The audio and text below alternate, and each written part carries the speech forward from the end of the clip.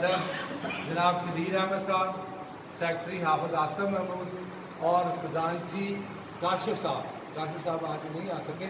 तो ये हमारे ग्रुप के सरपरस्त डॉक्टर अर्शिद शाह साहब की सरपरस्ती में ये तहैया था कि ये एसोसिएशन, बाकी हमारे तमाम साथी मैं ज़ाहिर नाम लेता रहूँगा।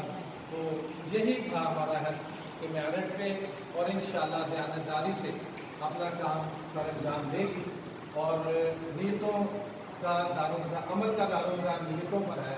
और अल्लाह ताला की ज़ात ने हमने साबित किया और अल्लाह ताला ने हम पे ये करम किया कि आज पहले इवेंट में हमारी टीम सिर्फ 2-3 रन से होती हुई सेकंड पोजीशन आ गई, वरना पहली पोजीशन।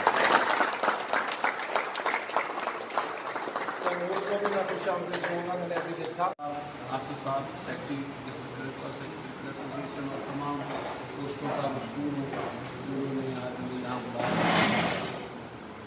और मैं डिस्ट्रिक्ट क्रिकेट एसोसिएशन को मुबारकबाद पेश करता हूँ कि उनकी टीम ने इस दफ़ा रीजन में सेकंड पोजीशन हासिल की।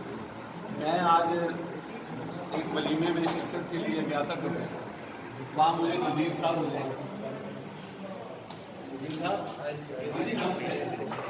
और नज़ीर साहब को स्कूल से नाराज़ थे क्योंकि जेल में था कि यार लड़के को चांस नहीं मिला, हमारे को वो मेरिट पे था।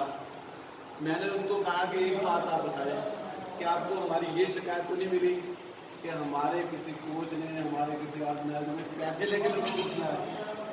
उन्होंने कहा यार डॉक्टर साहब ये बात आपकी ठीक है, हमें याद है कि हमारे लड़के गब्बरों के 25-25 हज़ार रुपया एक मैच का जाकर देते थे और मैच खेलते।